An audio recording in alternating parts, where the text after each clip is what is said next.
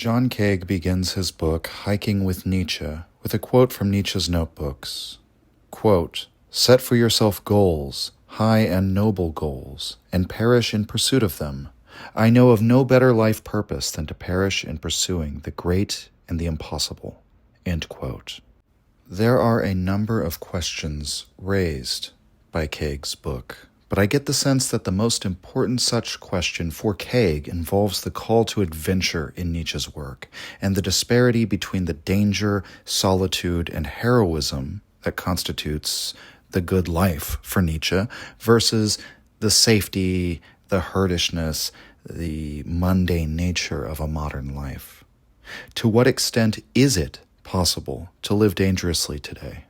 Maybe we could put the question like that.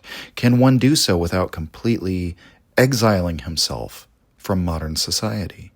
Is it possible to live dangerously within modern life? What does it mean to be a Nietzschean for an individual who lives within the duties and obligations of a career and of a family life? It would seem that to onboard the values of Nietzsche would only serve either to threaten your position as a respected, moral, and sane member of society, or could serve to make one into a self-contradictory and absurd figure, a farce or a buffoon, someone who proclaims the values of living dangerously while not actually doing so. Now, perhaps to be a buffoon is not the worst thing in the world. Nietzsche himself proclaimed that he would rather be a buffoon than a saint, and he was not terribly concerned with compelling others logically to follow after his example. He wished only to raise a signal for free spirits, in the hopes that those for whom his words were meant would become inspired. Were Nietzsche's words even meant for the modern man? Or are they destined, in the vast majority of cases, to fall on deaf ears, to fall on the ears of last men, or else to be corrupted, distorted, twisted by the modern moral regime? To put it as straightforwardly as possible, how does one live as a Nietzschean today? Kaag alludes to this in the first chapter. Quote, "According to Nietzsche and Emerson, modernity had fallen out of rhythm with life. It was out of tune with the basic impulses that once animated human existence. Animals naturally love to play, to race, to climb, to expend energy and relish power. But in our efforts to become civilized and pious, Nietzsche maintained, we moderns had managed to kill or cage the animal within us. With the help of Christianity and capitalism, human natures had been allowed to go soft. When one went to work, it was rarely for the joy of exercising free will, but rather for the sake of some future paycheck. Life was no longer lived enthusiastically, only deferred." End quote. So is it possible to stop deferring life, as Kaag puts it, and to free the animal within? Well, it would certainly seem imprudent to live for experience, to live in excess, to sacrifice everything for a feeling. It would seem to be radically immoral to let oneself live in desire and value as an animal does. But how then does one recapture that natural innocence, the naivete of man as animal, the playfulness of the child, as Nietzsche would later put it in his 3 metamorphoses of the spirit? John Kaag attempted to grapple with this question from a young age. And the early chapters in his book, Hiking with Nietzsche, recount his first pilgrimage to Nietzsche's place of residence in Sils Maria in the Engadine. Now it's called the Nietzsche House, the place where he stayed. Kaag was 19 years of age and given some money by his academic advisor, who suggested he travel to Switzerland. Nietzsche and Emerson were the focus of his thesis. Kaag had hardly even left Pennsylvania, and the journey represented a life-changing experience for him as he attempted to retrace Nietzsche's steps, hiking where Nietzsche hiked, sometimes pushing himself to his limits, walking all day, camping at night, getting lost, meditating in the mountains. And thus, another thread in Kaag's Hiking with Nietzsche is the contrast between his first pilgrimage, as a young man, relatively untethered to the world at that time, insofar as he obviously at 19 years of age didn't have a family that relied on him. He didn't have a career yet. He didn't have the ties that bind. So there's this contrast between the first pilgrimage he takes and his second pilgrimage, which he undertakes that one with his family. His wife, Carol, is a Kantian, with a completely contrasting moral ideology and outlook on life. They also bring along their small child, Becca. Judging that the small rooms and the vintage experience, we might say, of staying at the Nietzsche house would not be appropriate for a family vacation. Instead, they take up residence at the nearby Waldhaus Hotel, which has its own claims to historical significance. Intellectuals such as Thomas Mann, Hermann Hesse, Theodor Adorno have all spent time at the Waldhaus, usually as part of their own pilgrimages to Nietzsche's favorite little Swiss valley. One can't help but think that Kaag's attempt to revisit the site of his own life-changing journey from his youth might represent an attempt to recapture that youth in middle age. In other words, it is as though Kaag is enacting an experiment within his own life. Can I live as a Nietzschean and as a modern man? Can I undergo a transformative experience? Get in touch with the Alps, plunge myself into solitude, live dangerously, maybe even perish in pursuit of this impossible goal, while my wife and kid tag along with me, right? One might easily suggest that psychologically, there is a desire coming to the fore here which is very familiar, maybe even ordinary or mundane. In midlife, as we've gathered up all of these social ties and obligations, oftentimes that's when people become struck with nostalgia for a freer time. And if John Kaag were a literary character himself, perhaps it would be too on the nose to write his wife, Carol, as a Kantian. The metaphor is almost too obvious. Here is a man whose interests are fundamentally romantic, and he's married to a woman whose ideology epitomizes the classical view of things. Modern society, to a large extent, it's taken after the Kantian model. Perhaps even insensibly so. We are aimed at that ideal of perpetual peace, a society of universal rights and universal responsibilities. And why is that? Well, it's not because Kant forced us down that direction himself, but because it's the logical end of the Enlightenment's values. Kant's morality is based on those same values and rooted in it, and so he can see the conclusion of those values. And his morality is also, it's based on duties and obligations. It eschews irrationalism. Nietzsche's immoralist philosophy is an affront to pure Kantianism. We are all married, we might say, to a modern world with these Kantian tendencies. And so John Kaag can't simply leave all of that behind. It has to come along with him on his pilgrimage. Now, throughout the book, Kaag also gives his presentation of Nietzsche's ideas. He attempts to convey, more or less, Nietzsche's entire philosophy, set against the backdrop of Nietzsche's biography. And as he exegesizes the concepts of the eternal return, of the overman, the last man, ascending and descending life, he links these concepts back to major events in Nietzsche's life. And another thread that runs throughout the book, therefore, is whether or not Nietzsche himself truly embodies his own philosophy. Kaag raises the contrast of the sickly old professor from Basel, stricken by migraines, sometimes laid out for days at a time, he counterposes that with a vision of the overman. And he asks whether the solitary and self-sufficient Zarathustra, given to bombast and extreme pronouncements, is not a kind of psychological compensation for Nietzsche, spurned as he was by Lou Salome. Perhaps the excesses of Zarathustra are a vent for his rage, and the embrace of solitude expressed by his character, that's Nietzsche's attempt to force himself to love his hopeless loneliness. However, I don't want to give the impression that this is an overall critical reading. Nietzsche remains a powerful inspiration for Kaag. His attempt to present his life and philosophy, warts and all, doesn't seem to me anyway, to be an attempt to destroy Nietzsche, but to grapple with the same fundamental problem, whether these ideas of a heroic life philosophy are realizable. And perhaps the most endearing thing about Kaag's work is the fact that he attempts to explore this idea not by visiting a library, but by visiting the Alps. In other words, to understand someone like Nietzsche, you have to experience what Nietzsche experienced. You have to place yourself in the same environment, set similar tasks for yourself, breathe the same air.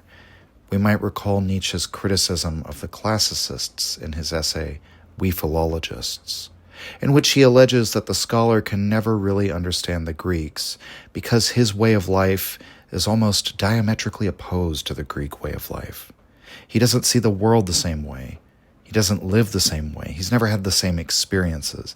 And yet these classicists are the men that we entrust the coming generations to. We entrust them with the task of enculturating them. These dry as dust men with their swollen intellects and, as Nietzsche puts it, the disgusting erudition. They have no right to speak on behalf of Alcibiades or Pericles. And so Kaag sets out not to accrue more knowledge on the subject, but to acquire an experience. The subtitle of the book is On Becoming Who You Are, and the transformative aspect of Nietzsche's philosophy is central to his focus in the book. Again, to return to the fundamental question as I see it, Nietzsche's philosophy is supposed to change you. Is that even possible, to be changed by an idea?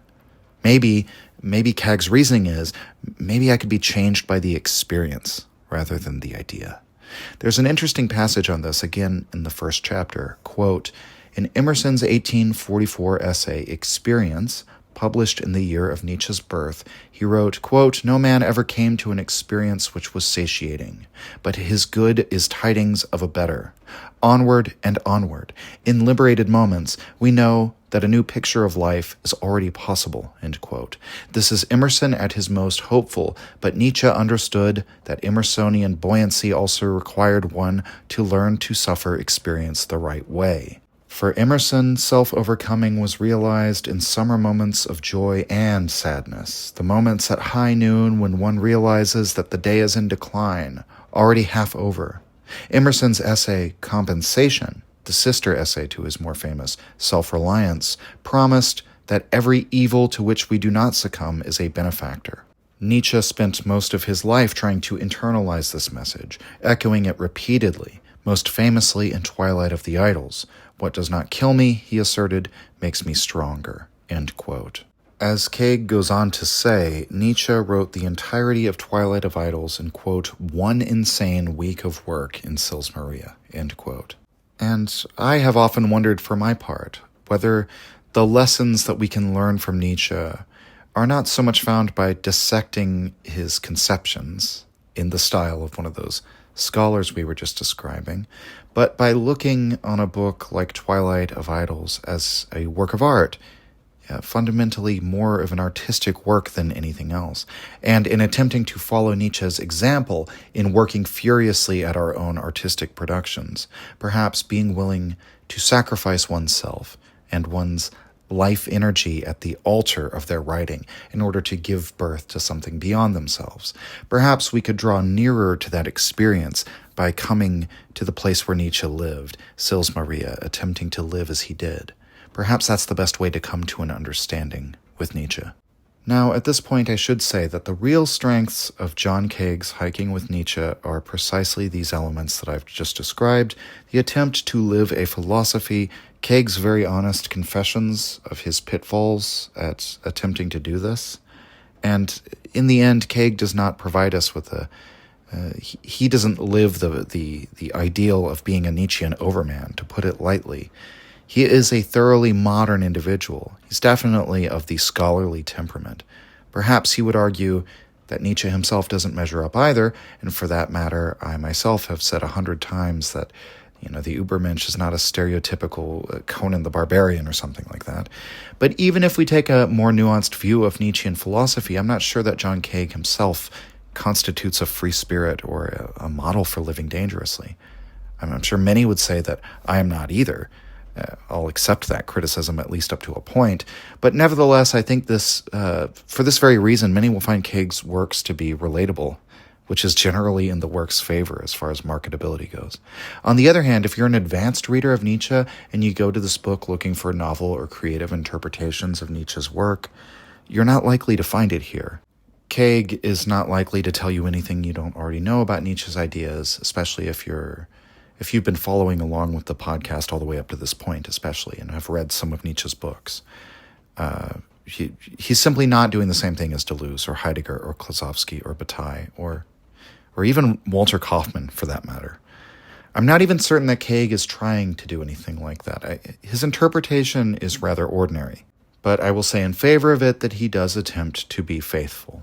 For my part, I don't think I really learned anything new about Nietzsche from reading this book, but again, I've read so much about Nietzsche and I've read all of his books, so I'm not the intended audience for a lot of that. The things that I did learn that were new were like little anecdotes and letters that I hadn't read yet, things about Nietzsche's life I hadn't heard before. And so that was a pleasant surprise. I encountered more than one new little anecdote in Kaag's book. And I will say also, if you're not an advanced reader of Nietzsche and you like a more modern style of writing, and especially if you don't plan to read anything else about Nietzsche, maybe this could be the book on Nietzsche for you. It's Nietzsche for normies, very, very much. And so, if you don't have the patience or interest to dive into his work, perhaps you'll find Kaag's book appealing.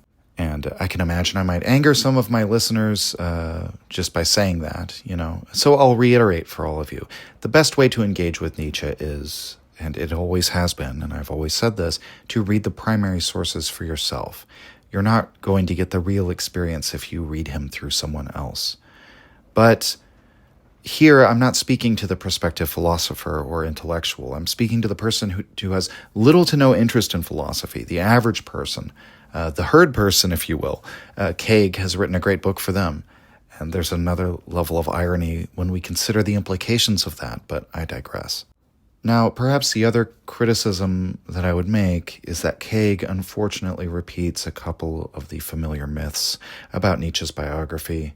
And unfortunately, this fact, it made me hesitate before even recommending it. I had to remind myself that so many works on Nietzsche reproduce these rumors, bits of hearsay with no evidence, essentially, or even with disconfirming evidence against them. People still repeat these myths. And I hate to beat a dead horse about this, but the most egregious offense in the entire book is the chapter on the Turin horse hugging incident that probably, or I'll say almost certainly, never happened. Yeah, you heard me correctly. There's a whole chapter on it. And again, this anecdote in the context of the story, it's a great crescendo for the tale of Nietzsche's madness, which has been built up throughout this entire book. It's why this aspect of the Nietzsche legend appears and reappears again and again. And that was just unfortunate to see.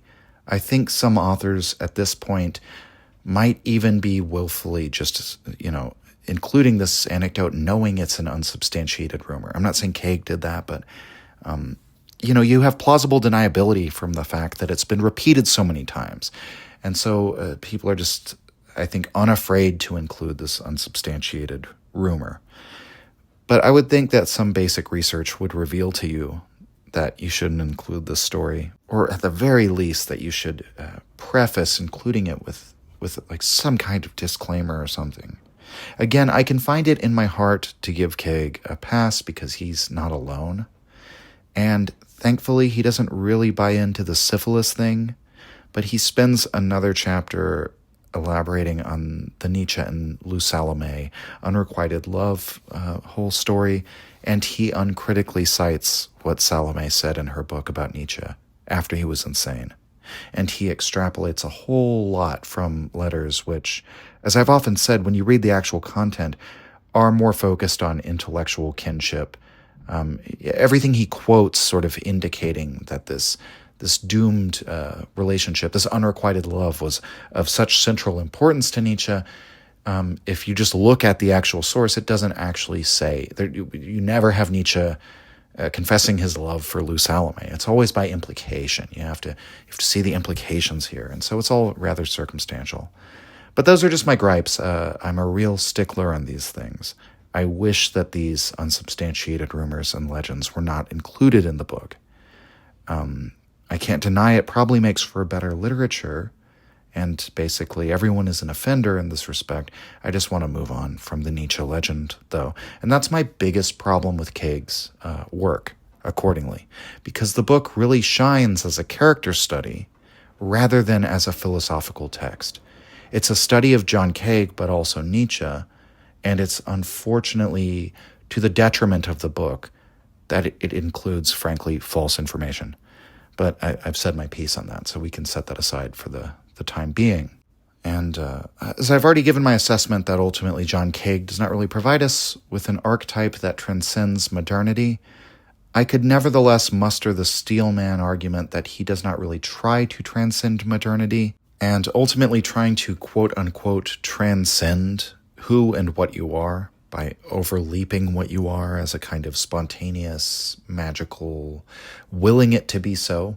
That's not the way to become who you are. And in fact, we see in the allegorical scene at the beginning of Zarathustra, when the tightrope walker is attempting to make his crossing, the fool leaps over him.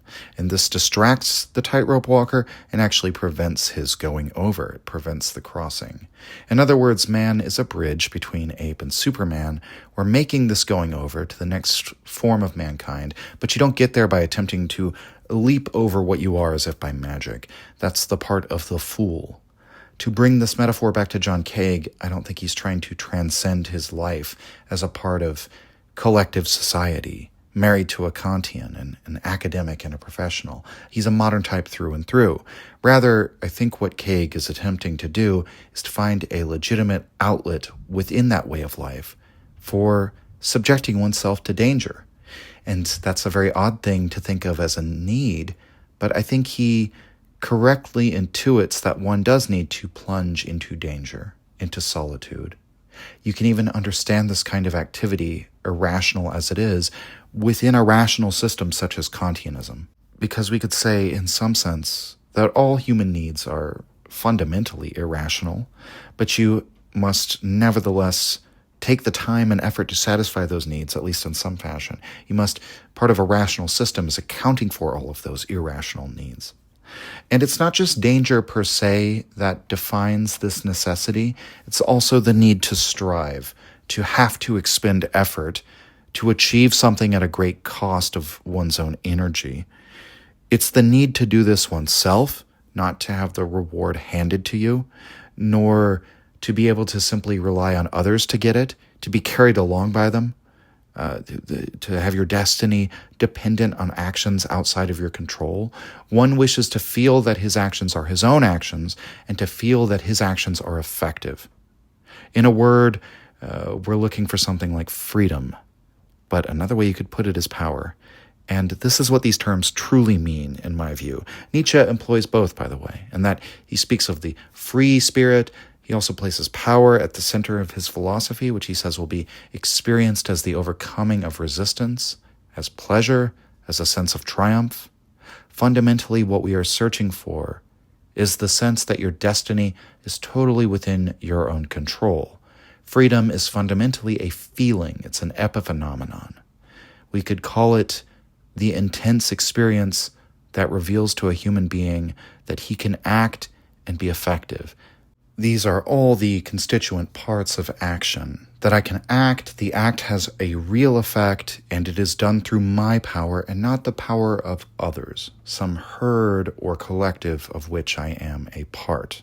How does one find a way to experience power in modern life? Perhaps an unexpected source to draw upon could be Francis Fukuyama in his book The End of History and the Last Man. By the time this episode comes out, I think my conversation with Tony from One Dime Radio on the topic of Fukuyama, it'll probably be out for the public. So if you're interested in a full-length discussion just on that book, particularly as regards Nietzsche, go listen to that conversation over on his channel. But I wanted to bring up Fukuyama's ideas, however briefly, to discuss the problem of thymos in the modern world. Thymos is a Greek term. Roughly speaking, it means spirit. In Plato's tripartite self, he breaks down the self to the real person is your rationality, then there's the lion, which is your thymos or your spirit, and then the desires or impulses, which is like a menagerie of beasts. So in the tripartite self, it's likened to a lion. It's not so much spirit in the German sense associated with intellect, so much as will, in the way that we might say that's the spirit when someone makes a good effort at something. In the rule of reason, as Plato sees it, the thymos it will be harnessed to keep the desires or the impulses in check. When the rule of reason fails and the self is in disharmony, according to Plato, the thymos will then tyrannize over one's reason.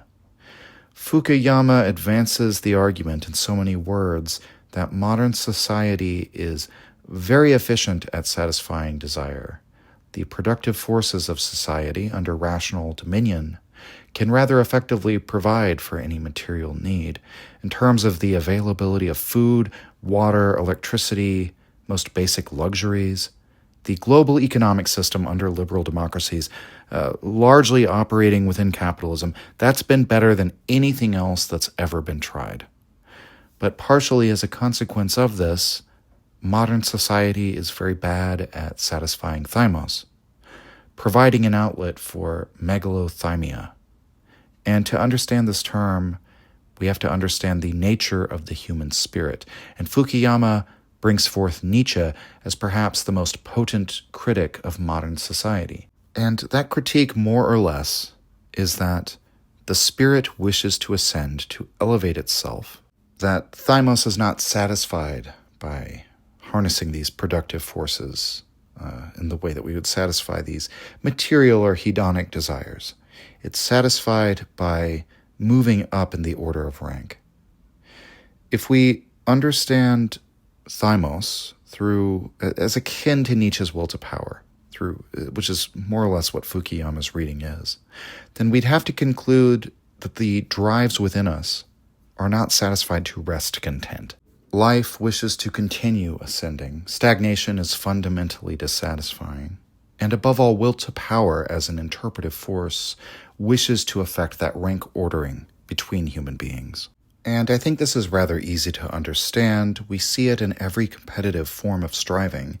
It becomes an outlet for thymos because the competitors become rank ordered, say in a sprint in which they are literally ranked in time.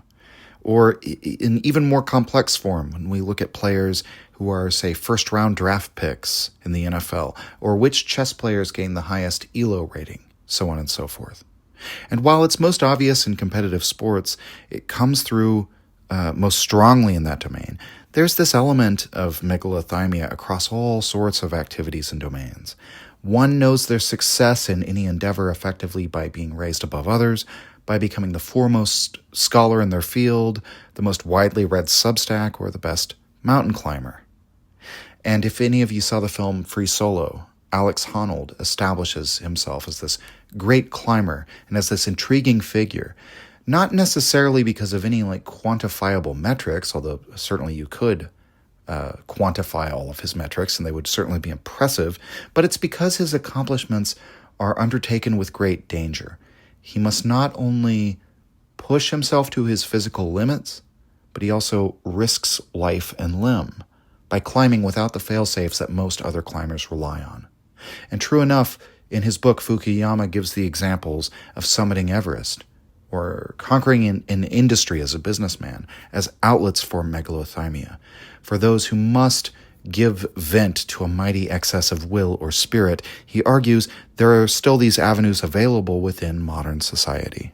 Now, if you're wondering how this ties in with Fukuyama's broader thesis, The End of History, I would just say briefly, even if you think Fukuyama's thesis was incorrect, which I also think it is, he's been really unfairly caricaturized as being a naive optimist or something like that, when in fact his argument is based primarily on the notion that modern liberal democracy demarcates the boundaries of modern imagination, we can't seem to come up with any vision of society beyond this. And it seems as though that ideal of the perfection of that society is what all human civilization is being drawn towards. And he includes the final chapters on the last man because he wants to address the most salient objection to his thesis, which is admittedly based on this Hegelian understanding of history read through Kojève. And the most salient objection is the Nietzschean objection. So in so many words, Fukuyama says, this is a prospect worth taking seriously. Those of us living within this final historical form of society will have to learn to adapt to the problems that Nietzsche raises. Now, John Kaag is certainly not doing the same kind of mountain climbing as Alex Honnold. But the word hiking, I think that covers a lot of ground, hiking. And I think the kind of excursions that really excite Kaag are not a mere walk in the woods. I don't want to give anyone that impression. I remember when I was in Switzerland, talking to some locals about the different levels of difficulty for hikes in the Alps. They referred to the most serious trails as Swiss hikes. Like that was their word for it. Like if you've ever been skiing, there's like green courses and blue courses, and then like a black diamond is the hardest one. That was sort of like the black diamond was they just called it a Swiss hike. So the Swiss themselves, who are prodigious hikers, they say the most difficult hike is you could call it the true Swiss hike, right? Perhaps in the same way a Frenchman might refer to only the best French wine as real French wine or something like that. Like these really difficult hikes, those are the real Swiss hikes. Kaag has an interesting section about this, about how hiking in this country can be legitimately dangerous. First, recounting an anecdote from the hotel staff, and then one about Nietzsche's friend, Paul Ray. Quote, Room 301 is Nino's room. It remains empty. Nino was once the night porter of the hotel. He and Noldi Giamara, the head concierge, were friends of long standing and would often eat together in the observatory. Noldi reflected, You are very close to the sky up here. You feel like a monarch, but you don't rule over anything. You are close to the place where you work, but still very far away, as were the issues that we discussed. Years ago, in the late summer, Noldi and Nino went for a hike in the Valchia Vinna, a nearby Italian range. They parted ways, and Noldi went ahead so that he could make his barber appointment. At the trail crossing, Noldi writes, Nino must have taken the wrong one, the upper path. A storm swept in. The trails were slick. They found the body of the 68-year-old man the next morning. Sometimes one must be careful not to accidentally take the upper path. I looked straight down to the valley floor, following it with my eyes as far as I could to the north, to the peaks above St. Moritz. That is where Paul Ray died in 1901. After Nietzsche's death, Ray moved to Sils Maria and provided medical care for the people of the region.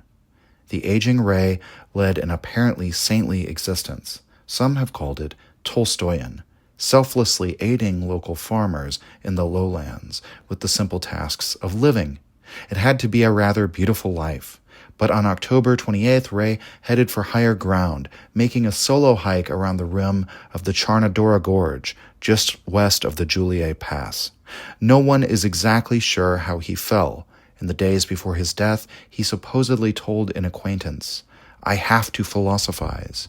When I run out of material about which to philosophize, it is best for me to die. To die at the right time, this is what Zarathustra instructs. He knows it's not easy. It frequently involves intentionally choosing the upper path. End quote. I myself have frequently described Nietzsche's philosophy as akin to a dangerous hike, a Swiss hike, if you will, a hike up into the cold, free, and rarefied air, a metaphor for the pursuit of dangerous or circumscribed ideas. But the upper path is not a metaphor merely for thinking dangerous thoughts. Here, Kaag explores not ideas but real human beings, who really and truly took the upper path and perished of its dangers. The dangerous life is meant to be lived. It's not merely a path of contemplation. And Kaag himself almost dies. On his first trip, he exposes himself to the elements for too long. He gets frostbite on his ears, pushes himself to irresponsible limits. On his return journey, he suffers a knee injury during the final hike, though thankfully his wife is there with him. I'm reminded of an anecdote from Carl Jung in which he treated a mountaineer who was having repeated dreams of leaping off the cliff face while hiking and flying through the sky, and Jung told him to stop hiking immediately. But the mountaineer didn't heed his advice, and he died in a climbing accident not long after that. I think that Jung would say that the unconscious was warning him that he was pushing himself to dangerous limits. And perhaps Freud would also have something to say about John Kaag's story. Perhaps he would have a thing or two to say about the death drive. Because, again, to feel one's freedom, to feel one's power, requires that confrontation with danger, because that's the only way to know that your will is effective. But how far is too far? You have to keep pushing it, right? Because as your competence increases, you have to keep pushing up to the very limits of your competence. And danger must be involved at every moment, or else it's not a real test of your competence, right? And so you must always push yourself farther and farther into danger. So how far is too far? And Nietzsche would say it's never too far. If you're worried you're going to perish, good. You should always push yourself right to your limits. You should always be right on the verge of perishing. Kaag cites that passage in Zarathustra where Zarathustra asks life, quote, "I am the hunter. Will you be my hound or my chamois?" End quote. And usually chamois is simply translated as my game or my kill, but that term refers to, quote, strange elusive animals, mountain goats that I imagine still dwelled in the high country above Sils Maria, subsisting on the sparse, almost non-existent vegetation above the tree line. They were strong and solitary and sure-footed. In the fall of 1888, during his last visit to Sils Maria, Nietzsche was awakened in the pre-dawn as his landlord slipped out to hunt them in the shadowy hills. At the time, reflecting on the writing of Twilight of Idols, one of his darkest, most enigmatic books, Nietzsche admitted, quote, "Who knows, perhaps I too was out hunting chamois," end quote. And Kaag, he calls them pan-like creatures. He says he searched for them in his youth during his first visit but could never find them. And this becomes another important metaphor in the story, searching the shadowy wilderness for a glimpse of nature's truth, hoping for an encounter with a Dionysian by pushing oneself on these hikes, pushing oneself to live ever more dangerously. And of course, the danger that's described in Hiking with Nietzsche is not merely the danger of physically perishing. Just as one should always be on the edge of their physical limits, Nietzsche seemed to push himself to intellectual or spiritual limits. In other words, he also walks on the edge of sanity and insanity. Kaag seems particularly drawn to this aspect of Nietzsche.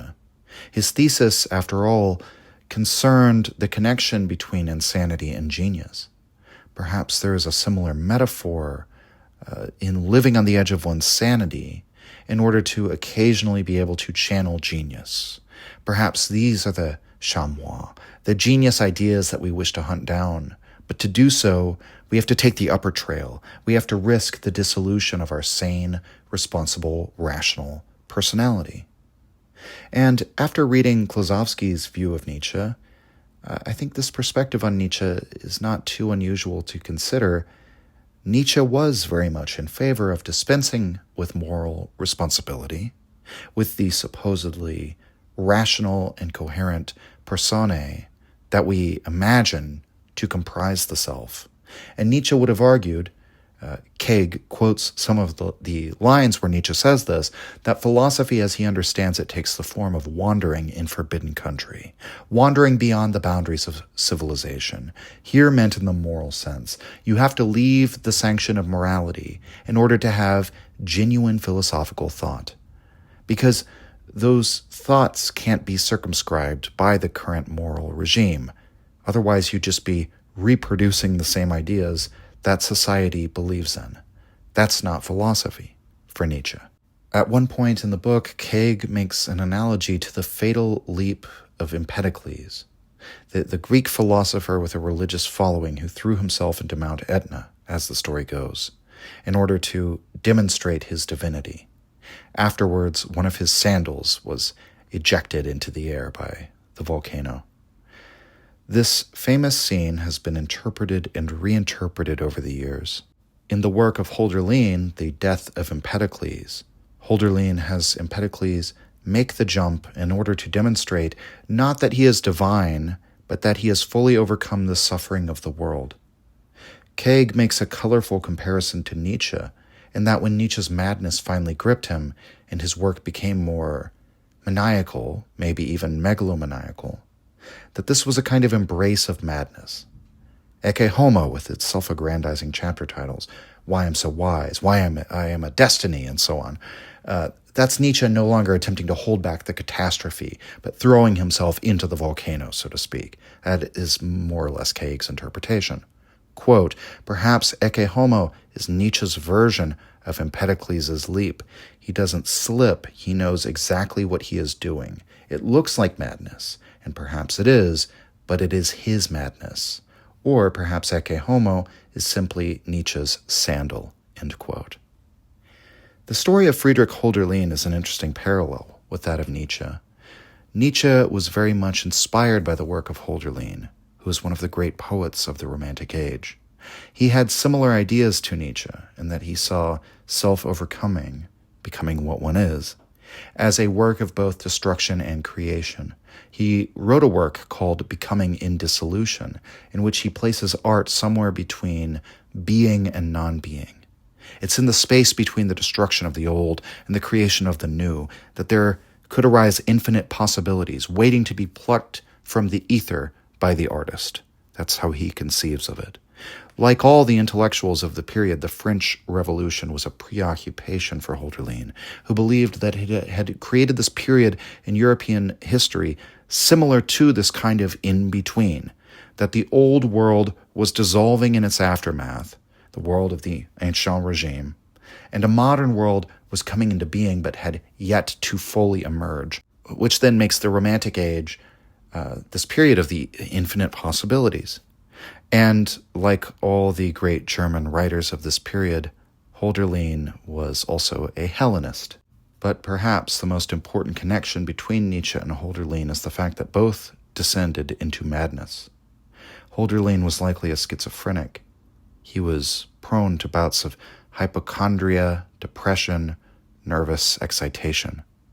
Kaag writes, quote, his psychological fragility made working for a living very difficult, and he was supported largely by his mother. His last years of freedom were spent playing the piano morning until night.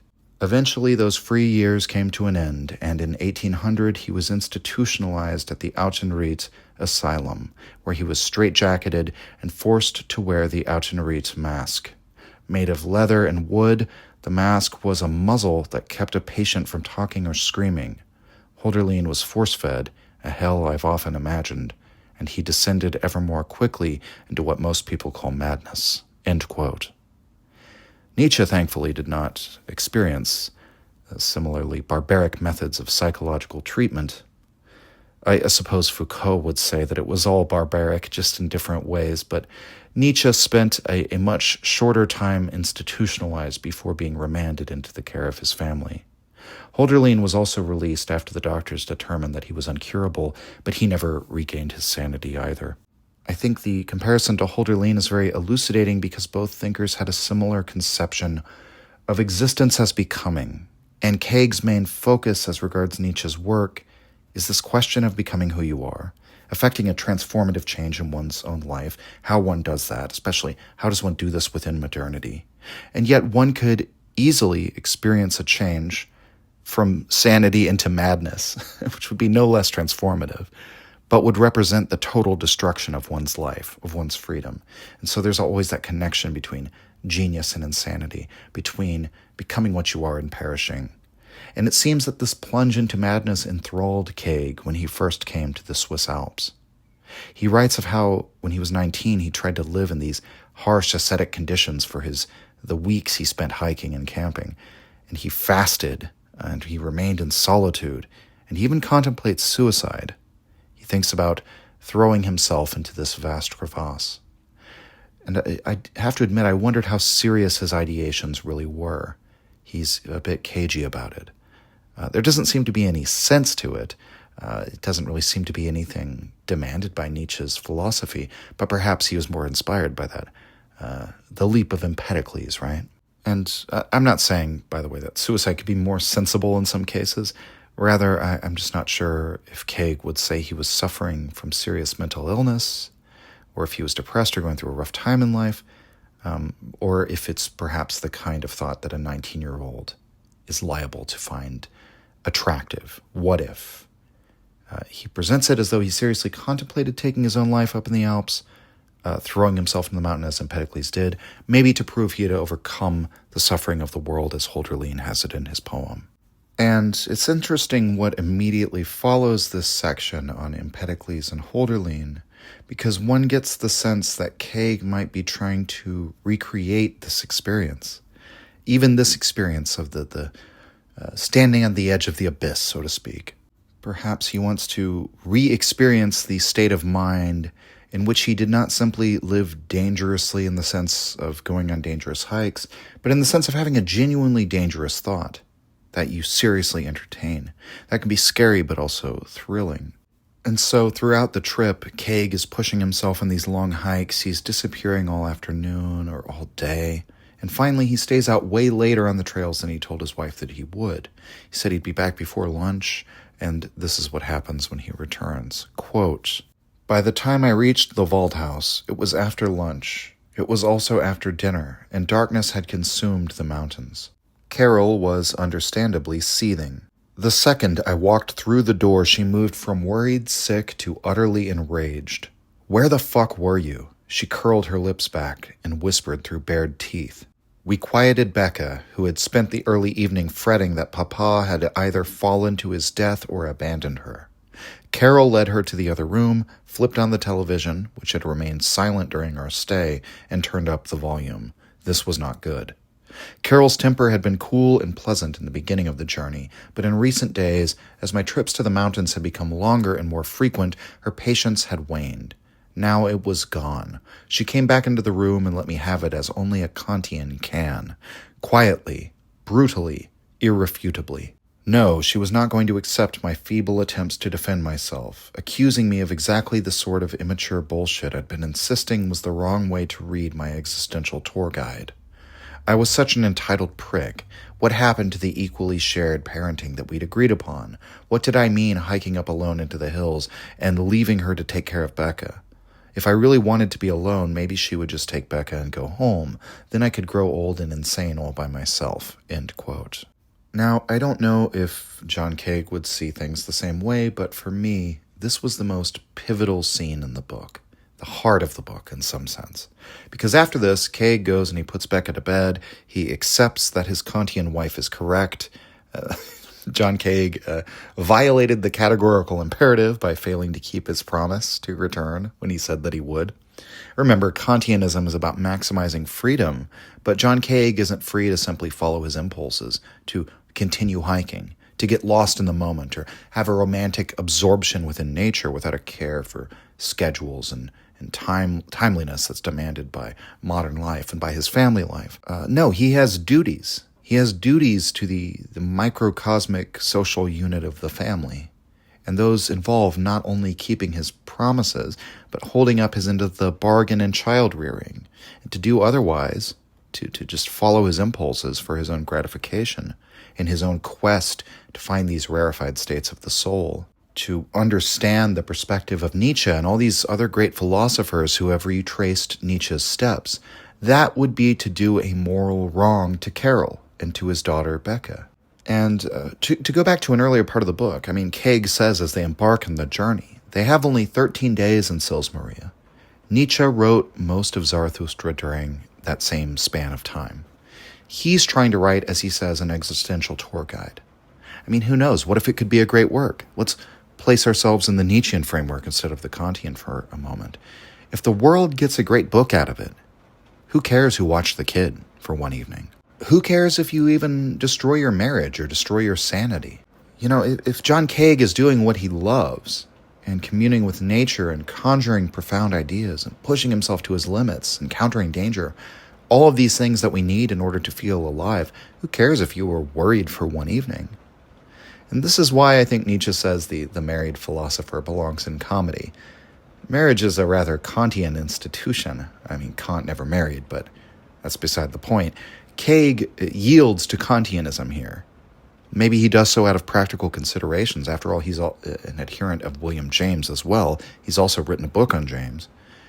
So if you want to stay married, you have to yield to these Kantian concerns out of practicality for no other reason.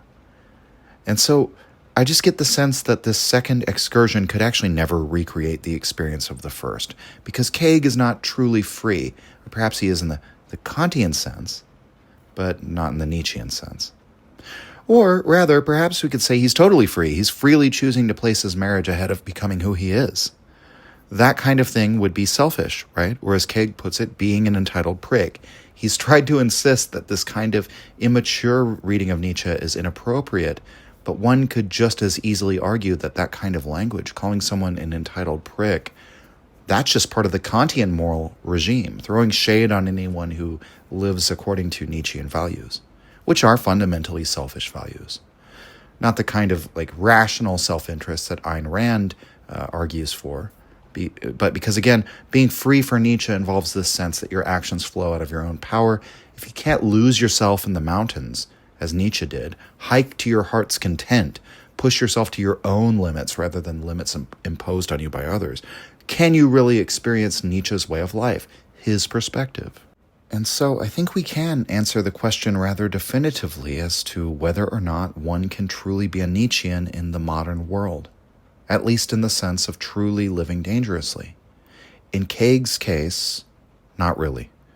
It's not like his wife was yelling at him for doing anything aggressive to her or cheating on her, nothing like that. It's just he was out walking for a long time and he has his obligations. She didn't know where he was. He promised to be back, right? He could have died or hurt himself. So it would seem his life is not his to risk, right? Wouldn't it seem that way? And ultimately, in the penultimate chapter, Kaag wonders if the trip has been a failure, probably for many of these reasons, right? He says that the search for the Übermensch had become a family affair, quote, brimming with tender moments, routine tasks, and playdates, end quote. And the subject matter that he chooses for that chapter is incredibly fitting. Hermann Hesse's Steppenwolf. Kaag says that it has been referred to as Nietzsche's psychological biography, and I might even suggest that I think Kaag's engagement with Nietzsche is perhaps best understood through Hesse. In this novel, Hesse's main character, named Harry Haller, has a kind of split personality. Kaag writes, quote, "At one point Haller had been a public intellectual, even a reasonably successful one, but more recently he'd lost his job and his family and begun to embrace a solitary lupine existence," end quote. And he quotes from Hesse's novel, quote, "What he had not learned was to find contentment in himself and in his own life. The cause of this, apparently, was that at the bottom of his heart he knew all the time, or thought he knew, that he was in reality not a man, but a wolf of the steppes," end quote. This is another one of the things that Kaag's book does really well, is comparing Nietzsche with all of these other figures. And that could be perhaps another enticement for you to read this book if you have a more advanced knowledge of Nietzsche, is that it is a nice existential tour guide of looking at all these connections between not just the ideas, but the lives of all of these other people who were inspired by Nietzsche or who inspired him. Again, it's not terribly deep. It's just, it's a nice guide. It'll probably point you in the right direction of other thinkers you might be interested in. But this is the real central conflict as I see it. It's probably better dramatized in the work of Hesse than in Nietzsche. The modern man feels this disunity within himself, precisely because of the moral regime in which he lives. Kaag, like Haller, is a public intellectual. He's a reasonably successful one, but he fears to lose his job, his family. He can't really embrace a solitary existence driven by those animal impulses. Instead, the Steppenwolf within is something that he has to live with. And a lot of this novel, I think, is him wishing for a confrontation with it, as Haller experiences in the novel. As Kaag and his wife hike through the mountains, he wonders how fast the two of them could walk together. and he pushes his pace faster than maybe he should have. He says he's driven by, quote, mad impulses. Trying to follow his desire. Can I follow my desire to feel free, to go at my pace, and can she come with me? Can I feel powerful while throwing myself into danger while walking with someone else? And he slips and falls, not once but twice over the course of the hike. And after his second fall, his wife cradles him in her arms while they watch these animals that at first they believe that they're mountain goats, the elusive chamois that we mentioned earlier. They begin to crest over the horizon, and there are just herds and herds of them. And as they approach these animals, the two philosophers realize that they're not goats, but herds of sheep. And the two of them laugh about the possibility of, philosophers up in the Alps being trampled to death by sheep, the herd animals that receive so much disparagement from Nietzsche. And they share a few tender moments together. She thanks him for bringing them to the Alps. Kaag seems to accept his life for what it is. He sort of relives the memory of coming up to that crevasse that he thought of throwing himself into. And yet, now he's here with his wife, and that act of self-destruction, it just couldn't be farther from what he would want to do. It's close to his mind, but it's no longer his desire. And, I think there is a real lesson here. I mean, you can't just shed your roles, the masks that you wear for daily life, if you have ties of love to other people that you care about. And Kaag has an interesting way of rationalizing all of this, if I may call it that. He says that Hesse's Steppenwolf, as Hesse himself insisted, shouldn't be primarily understood as a story about a war within the self, but a story about that war within the self being overcome. The conclusion of the novel is that, within this extended dreamlike sequence, Harry kills the only person he's ever loved, who's a woman named Hermine, which is an allegory for a kind of sacrifice of the ego. Because, after all, the only person Harry has ever loved is himself. And there's something in there about the character is sort of being a self-insert for Hermann Hesse, and of course Hermine is a feminine version of Hermann. But rather than being executed for his crime, a thought that Harry relishes, he hopes for it, he's sentenced instead to live and to learn to laugh. And it's ultimately a rather spiritual allegory in the traditional sense. In Steppenwolf, there is a transformation, a becoming. It is dramatized through violence. But ultimately, there is a degree of catharsis to it. It's a kind of compensation. It's not really a real violence. It's a spiritual violence done against himself. Hesse wrote in a later essay, quote, "If you are in pain, if you are sick in body or soul, if you are afraid and have a foreboding of danger, why not, if only to amuse yourselves, try to put the question in a different way? Why not ask whether the source of your pain might be inside you yourselves? Few men know their destiny. Few men live their lives. Learn to live your lives." End quote. So what Kaag seems to take from Hesse is this notion of learning to live your life to effect a reconciliation within your life. To the extent a transformation occurs, it's in the form of reconciliation. To the extent that the self is destroyed, it's something within the spirit. It's not accomplished by needlessly exposing yourself to danger, but by this spiritual journey. Hesse acknowledges that within the modern man, there is this prowling wolf of the steppes, but his solution seems to involve the sacrifice of one's own selfishness, the acceptance of one's life as it is, learning to live one's life as it is. And by the way, amor fati is also a Nietzschean idea, and Nietzsche does say, "Whoever finds the highest feeling in rest, let him repose. Whoever finds the highest feeling in obeying, let him obey." Really, the best thing for anyone of any stripe is to adopt a moral justification for their own way of living, whatever it might be. For Kaag, it seems that his high feelings come from his family, and he's just trying to reconcile that he also has this need for that solitary pursuit of danger. Understandable, but his solution in the end is, I would dare say, to overcome Nietzsche. It's like he's overcoming this Nietzschean need to plunge oneself into becoming, and to instead enjoy his fate as he lives it. Just enjoy the afternoon with your wife. And in this way, hiking with Nietzsche is actually, It is somewhat Nietzschean to eventually overcome Nietzsche and find your own way, but in many ways it's a rather Kantian book. It's a generally clear and helpful exegesis of Nietzsche's main ideas, especially useful for those who have no knowledge of him. It's a wealth of biographical information, even if some of it crosses into rumors and hearsay, for the sake of the story, albeit. But I would say that it's a book about making amends with the modern world, with the moral regime, making amends with the ties that bind, those duties and obligations that Kant talked so much about, killing the selfish prick inside you the way that Harry kills Hermine, learning to laugh and enjoy your life. And the reason why I say this largely involves one of the last scenes when the couple returns along with the herds of sheep. Quote, "We had inadvertently stepped into a yearly ritual in the Engadine. The sheep graze on one ridge of the Fex Valley until mid-August, and then are herded across to the other side until winter sets in during late September. At the end of fall, their vacation is over, and they travel back to the farms of their origin. The cycle is the same every year." End quote. And it's quite a beautiful coincidence to witness the long-expected return of the sheep as a kind of annual event, right as they're returning back to the vault house.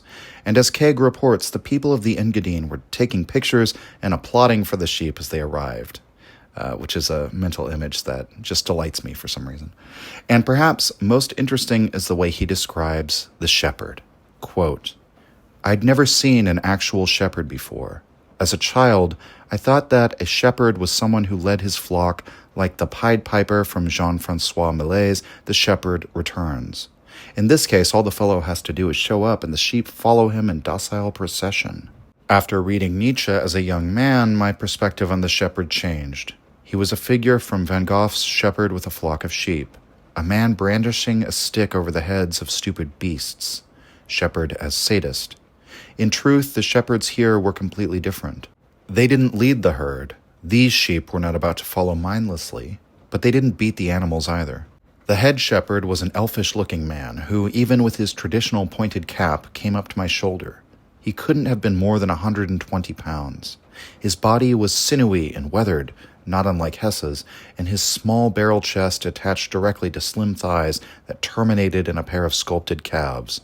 These were Wordsworth's calves, the muscles of a great walker. His lungs, I am sure, were even more impressive. Lungs on legs. This is all he was. He'd helped a few wayward animals across the river, a ferryman of sorts, and now he strode among them, checking hooves and ears as he went. Occasionally he would find an animal in need of help, and standing astride it, leaning over the animal's back, he would grab 2 handfuls of its wool and with a single jerk upend the beast. After the treatment had been performed, he would relinquish control, and the sheep would go on its way without resentment. It was hard work, but the shepherd smiled through it all. Merry, wide-eyed, with a thin-lipped smirk. At the end of the morning, he stepped out of the pen, cracked a beer, and ate an enormous hunk of cheese. There was absolutely nothing special about the man, save for his calves and his face, which simply glowed." End quote. I think there's something subtle going on here. Remember how Kaag prefaces this passage. The shepherd is not a Pied Piper. He's not some magical figure leading cartoon animals in a cheerful procession. But he's also not the supposedly Nietzschean image of a shepherd brandishing his crook over the heads of stupid animals. This would be perhaps the metaphor one would use in order to characterize Nietzsche's understanding of Christianity. The herd, the sheep-like people who are born slaves, are manipulated by this class of priests. Nietzsche's horror at the modern world, or at least part of it, was that we would all become instruments, tools, that we would become a herd that had no shepherd. As Zarathustra says of the last man, they yearn for one flock and no shepherd. And there's this notion in one of Zarathustra's visions of the shepherd becoming transformed, that effectively the people who need to lead mankind need to embrace this vision of the overman. They need a revaluation of values. But it's not as if Nietzsche wishes to liberate the sheep. He thinks that the herdish people will have herdish values, and they need to be directed in some way. But that's not the vision of the shepherd that Kaag perceives, nor is it the vision of the herd that he perceives. He sees in each sheep its own little personality, its own individuality even. The shepherd and the sheep live in a kind of reciprocal relationship. He shears their wool, He cares for them. They accept it, he says, without resentment. Kaag certainly doesn't present this scene as a metaphor for like an alternate view of the human condition. At least not explicitly, he doesn't say this. But it points in the direction that things are perhaps a bit more complicated than the simple Christian vision or the brutish Nietzschean vision. And so Kaag goes looking for chamois, but he gets sheep and learns to appreciate the sheep and the shepherd in a new way. And that is why I say I think he kind of gets over Nietzsche. It's not as if this book presents its reading of Nietzsche as a criticism. The reason why I like the book, in spite of differing with Kaag on many points, is that he tries to create a vibrant, living portrait of Nietzsche and all the historical figures that he discusses throughout this text. It truly is an existential tour guide, insofar as he traces the steps and thoughts of many figures who have tried to grapple with the same things. And he does so often by giving us an anecdote, presenting a scene from their lives rather than just telling us what they thought. For example, when he's speaking about Adorno's elitism, he talks about how Adorno hated the Waldhaus Trio, the house band that plays classical music standards at the hotel. So he anchors Adorno's struggle with the modern culture and its shallowness, therefore in something concrete. Or when he's describing how Nietzsche's physiological condition began to catch up with him, he gives us the mental image of how he would hike in his last lucid years with Helen Zimmern and Meta von Salis. But eventually, when his health became so bad around 1887, some days the two women would leave him behind. They would walk together to a certain point, and then Nietzsche would have to turn back. So it's a very evocative book. It conveys its ideas through images, which is it's very effective. And there's so many comparisons, again, to other famous thinkers that I would say make the book worth a read. My favorite aspects of it are the descriptions of the Alps, these many anecdotes he gives. But more than his analysis of Nietzsche, I found John Kaag himself noteworthy as a case study. A case study of a modern man, an intellectual, who feels the wolf of the steppes within. And he has to reconcile himself to being modern. That's all for this week, everyone. I don't know if you can tell, but it's been raining as I've recorded this episode. It's been raining quite a bit, actually. I've had quite a lot to get done with the podcast before I leave to go on tour. By the time this episode airs, I will probably be in the middle of that tour. So it'll be, I'll be in a completely different part of the country. But that's why if you hear any rain or lightning or thunder or anything like that, I'm not sure how much it'll bleed into the background, but you can just imagine that you're here with me on a rainy day. Maybe it'll be not evocative and transport you to another place. And that's really the best thing that a book or a podcast can do for you, isn't it?